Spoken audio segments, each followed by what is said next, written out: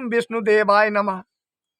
भक्तगण, आज मैं पौष मास कृष्ण पक्ष एकादशी व्रत के बारे में चर्चा करने जा रहा हूँ। एक बार युधिष्ठिर भगवान श्री कृष्ण से पूछने लगे, जो हे प्रभु, पौष मास एकादशी व्रत का क्या नाम है और इस व्रत को किस प्रकार से किया जाता है और इस व्रत के करने से क्या फल मिलता है। इस पर भगवान श्री कृष्ण कहने लगे, जो पौष मास कृष्ण पक्ष एकादशी व्रत का नाम है सफला एकादशी। इस व्रत को करने से नारायण प्रसन्न हो जाते हैं और घर में गरीबी नहीं रहती है, सुख शांति आ जाती है, सभी पापों का नाश हो जाता है, अंत में वैकुंठ धाम की प्राप्ति होती है। और इस व्रत को करने के लिए लोग उपवास में रहते हैं। उपवास में रहकर विष्णु भगवान की प्रतिमा के सामने में समय के अनुसार जो फल मिल सके वो अर्पित किया जाता है, जैसे नारियल, अनार, नींबू, पान, सुपारी और धूप दीप का दान भी किया जाता है। इसके बाद संध्या के समय पूजा आराधना किया जाता है और रात में भजन कीर्तन भी लोग करते हैं और इसके अलावा जागरण भी किया जाता है। इसके बाद अगले दिन पूजा पाठ करके पारण किया जाता है। और इतना कहने के बाद भगवान श्री कृष्ण फिर कहने लगे, जो इसके साथ एक कहानी भी जुड़ी हुई है, आओ सुनो। इस पर वो बताने लगे, जो प्राचीन काल में एक चंपावती नाम की नगरी थी। वहाँ का राजा महिष्मत था। वह बहुत दयालु था, अपनी प्रजा की भलाई के लिए हमेशा सोचता था। उसके 4 पुत्र थे और चारों पुत्र में सबसे बड़े पुत्र का नाम था लुम्पक। लुम्पक बहुत दुराचारी था, पापी था, वैश्यावृत्ति करता था, जुआ आदि खेलता था, वैष्णव ब्राह्मण और देवताओं का परम विरोधी था। इस कारण से वहाँ की प्रजा बहुत दुखी थी।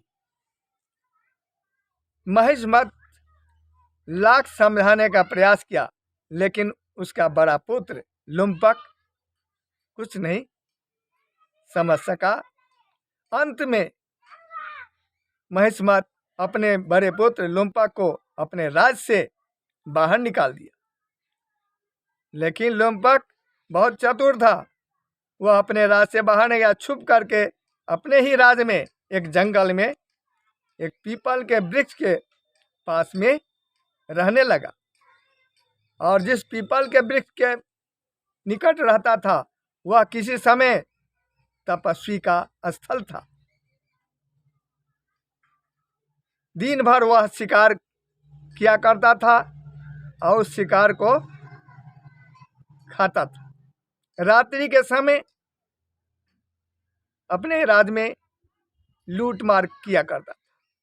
कई बार वह पकड़ा भी गया। एक समय की बात है, वह उसका तबीयत खराब हो गया। उस दिन वह कुछ नहीं खाया। फिर अगले दिन जोरों से उसे बुखार लग गया। इस कारण से वह लेटा रहा उस वृक्ष के निकट। जब दोपहर का समय हुआ, कुछ होश आया तो उसे भूख लग गई। सोचा जो कुछ खाने को मिल जाए, तो वह फिर शिकार करने के लिए जंगल की ओर धीरे धीरे निकल गया। उसके शरीर में उतनी शक्ति नहीं रह गई थी, क्योंकि बीमार हो गया था। उससे शिकार नहीं हो पाया। फिर उसे गिरा हुआ फल मिला। उस फल को लेकर के वह पुनः वापस उसी वृक्ष के पास आ गया और वृक्ष के पास पहुंचते ही उसे बहुत थकावट महसूस होने लगा, थक गया। फिर सभी फल को उस वृक्ष के पास में रख करके जड़ में रख दिया और कहा, जो हे वासुदेव, इस फल को आप स्वीकार करो। मैंने आपके पास अर्पित कर दिया है और हमारे कष्ट को दूर कर दो। और वो अनजाने में किया, लेकिन उस दिन एकादशी था और किसी तरह वह रात व्यतीत किया। शरीर में तो काफी कष्ट ही था। सवेरा जब हुआ तो उसने जो है सो देखा अपने सामने में एक सफेद रंग का घोड़ा खड़ा है और उसी समय भविष्यवाणी हुई, हे लुम्पक, तुमने जो सफला एकादशी व्रत तुम्हारे द्वारा जो है विधि पूर्वक हो गया, संपन्न हो गया है, जिस कारण से तुम्हारे जितने भी पाप थे उसका नाश हो गया है और नारायण तुमसे प्रसन्न हो गए हैं, इसलिए तुम्हारे पास ये घोड़ा भेजे हैं। इस घोड़े पर सवार होकर अपने पिता के पास चले जाओ, वे तुम्हें अवश्य क्षमा कर देंगे। इस प्रकार लुम्पक के स्वभाव में परिवर्तन हो गया, जितने भी उसके अवगुण थे दूर हो गया और वह सफेद घोड़े पर चढ़कर लुम्पक अपने पिता के पास चला गया और अपने पिता के पास जा कर के उनको पैर छू कर के प्रणाम किया और क्षमा मांगने लगा। जो मेरे जितने भी अवगुण थे वो दूर हो गया है और मुझे जो है मेरी जो गलती मुझसे हुई है उसके लिए मैं क्षमा मांगता हूँ, मुझे माफ़ कर दीजिए, क्षमा कर दीजिए।